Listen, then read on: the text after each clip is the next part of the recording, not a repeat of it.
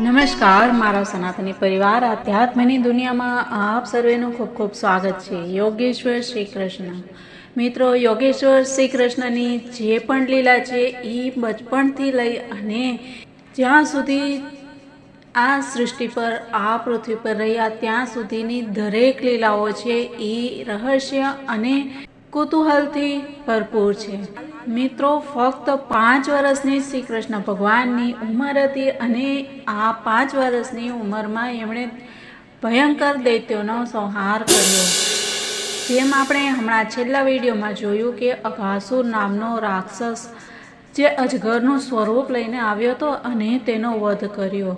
તો આવી જે વાતો છે એ સામાન્ય મનુષ્યને ગળે ઉતરે એવી નથી, પરંતુ આ વાત સત્ય છે, કેમ કે ભગવાન છે અને ભગવાન પૂર્ણ પુરુષોત્તમ છે અને પૂર્ણ પુરુષોત્તમ સ્વરૂપમાં શ્રી કૃષ્ણ ભગવાને જે પણ લીલાઓ કરી છે તે સામાન્ય માણસને કરવા યોગ્ય નથી, પરંતુ એણે એમાં વિશ્વાસ અને શ્રદ્ધા રાખી અને પ્રેમ કરવો જરૂરી છે।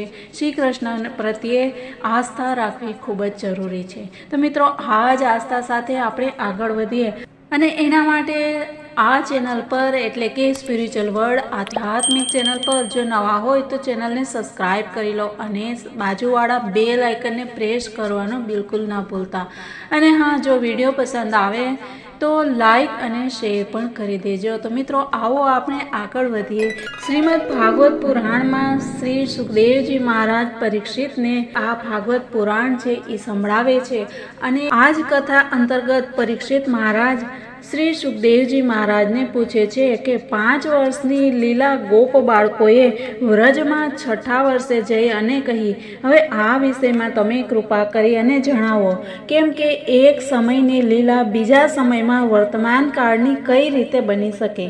અને આ આશ્ચર્યપૂર્ણ રહસ્યને પરીક્ષિત મહારાજ શ્રી સુખદેવજીને કહે છે કે આ કુતૂહલ શું છે, શ્રી કૃષ્ણની એવી કઈ વિચિત્ર માયા છે, કેમ કે આ જાણવાની મને પણ જાણવાની જિજ્ઞાસા થઈ છે, તો કૃપા કરી અને જણાવો।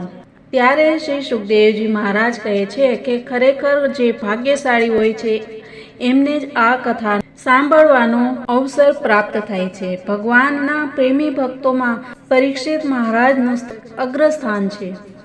શ્રી સુખદેવજી મહારાજ કહે છે કે ભગવાનની આ જે લીલા છે એ ખૂબ જ રહસ્યપૂર્ણ છે, છતાં પણ સંભળાવે છે। એનું કારણ છે કે દયાળુ આચાર્યો પોતાના શિષ્યોને ગુપ્ત રહસ્ય પણ કહે છે અને એના માટે સુખદેવજી મહારાજ સંપૂર્ણ વાત કહે છે।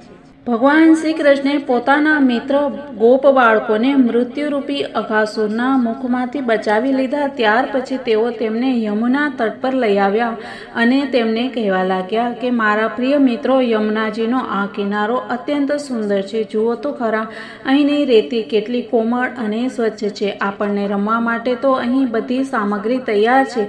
જુઓ, એક બાજુ રંગબેરંગી કમળો ખીલી રહ્યા છે અને તેમની સુગંધથી આકર્ષાય અને ભમરા ગુંજારો કરી રહ્યા છે, તો બીજી બાજુ સુંદર પક્ષીઓ કેટલો મધુર કલરવ કરી રહ્યા છે। તો હવે આપણે અહીં ભોજન કરી લેવું જોઈએ, કારણ કે દિવસ બહુ ચડી ગયો છે અને આપણને પણ ભૂખ સતાવી રહી છે। વાછડા પાણી પી અને નજીક જ લીલું ઘાસ ચરતા રહે છે। ગોપ બાળકોએ એક સ્વરે કહ્યું કે બરાબર છે।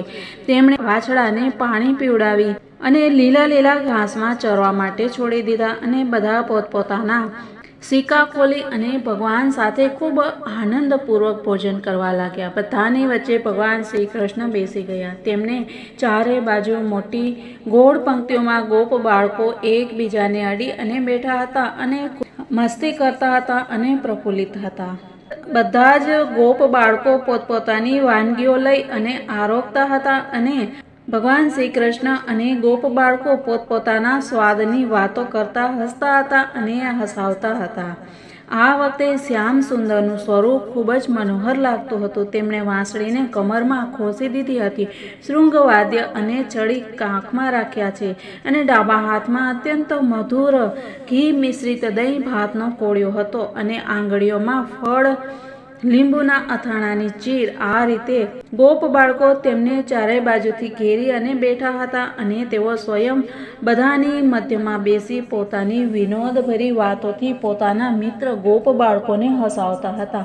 જે સમસ્ત યજ્ઞોના એકમાત્ર ભોગતા છે તે જ ભગવાન ગોપ બાળકો સાથે બેસી અને આ પ્રમાણે બાળ લીલા કરતા કરતા ભોજન કરી રહ્યા હતા અને સ્વર્ગના દેવતાઓ વિસ્મિત વદને આ અદ્ભુત લીલા જોઈ રહ્યા હતા.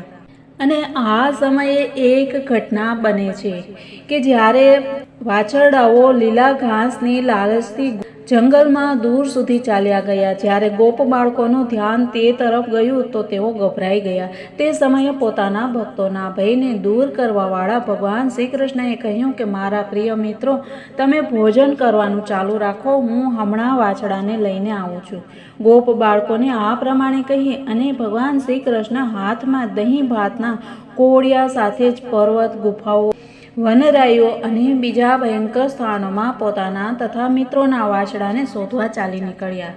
બ્રહ્માજી શરૂઆતથી અંતરિક્ષમાં આ બધું જોઈ રહ્યા હતા. તેમને ભગવાનના પ્રભાવથી અઘાસુરનો મોક્ષ જોઈ અને ભારે આશ્ચર્ય થયું. તેમણે વિચાર્યું કે લીલાથી મનુષ્ય બાળક બનેલા ભગવાનની કોઈ બીજી મનોહર મહિમાવાળી લીલા જોવી જોઈએ એવું વિચારી અને તેમણે સૌ પ્રથમ તો વાછડાને અને ભગવાનના ચાલ્યા ગયા પછી ગોપ બાળકોને પણ લઈ જઈ અને અન્ય સ્થળે મૂકી દીધા અને પોતે અંતર્ધ્યાન થઈ ગયા. છેવટે તો તેઓ જળ કમલનું જ સંતાન છે.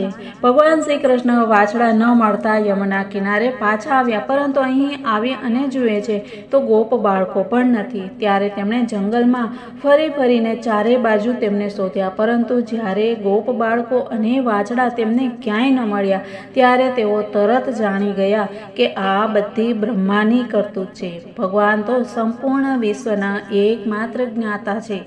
હવે ભગવાન શ્રી કૃષ્ણએ વાછડા અને ગોપ બાળકોની માતાઓને તથા બ્રહ્માજીને પણ આનંદિત કરવા માટે પોતાને જ વાછડા અને ગોપ કુમારો બંનેના રૂપમાં બનાવી દીધા, કેમ કે તે જ તો સંપૂર્ણ વિશ્વના કરતા સર્વશક્તિમાન ઈશ્વર છે.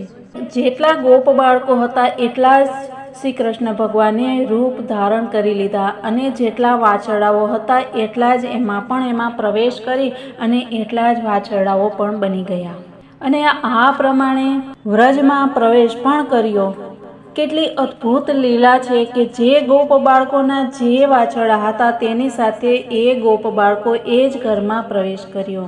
આ અદ્ભુત લીલા શ્રી કૃષ્ણ ભગવાન જ કરી શકે. ગોપ બાળકોની માતાઓ વાંસળીનો મધુર ધ્વનિ સાંભળતા તુરંત દોડી આવ્યા. ગોપ બાળ બનેલા પરબ્રહ્મ શ્રી કૃષ્ણને પોતાના બાળકો સમજી અને ઉઠાવી અને તેમણે જોરથી હૃદય ચાપ્યા. વાત્સલ્યનું પૂર ઉભરાયું. આ પ્રમાણે દરરોજ સંધ્યા સમયે ભગવાન શ્રી કૃષ્ણ તે બાળકોના રૂપમાં વનમાંથી પાછા આવતા અને પોતાની બાળકોચિત લીલાઓથી માતાઓને આનંદિત કરતા. તે માતાઓ તેમને સ્નાન, લેપન, સુંદર વસ્ત્ર ધારણ કરાવતા, અલંકારોથી સજ્જ કરતા અને કાળું ટપકું પણ લગાવી દેતા. આ રીતે ખૂબ લાડ પ્યારથી લાલન પાલન કરતા હતા. મિત્રો, આ રીતે 1 વર્ષ વીતી ગયું અને 1 વર્ષ પૂરું થવામાં 5-6 દિવસ બાકી હતા. ત્યાર પછી જે લીલા થઈ છે એ લીલા મિત્રો આપણે આવતીકાલે જોશું, કેમ કે શ્રી કૃષ્ણની બધી જ લીલાઓ ખૂબ જ આનંદ આપવાવાળી અને પુણ્ય આપવાવાળી છે. તો મિત્રો મળીએ કાલે. ત્યાં સુધી બધાને જય શ્રી કૃષ્ણ. રાધે રાધે. ભારત માતાની જય.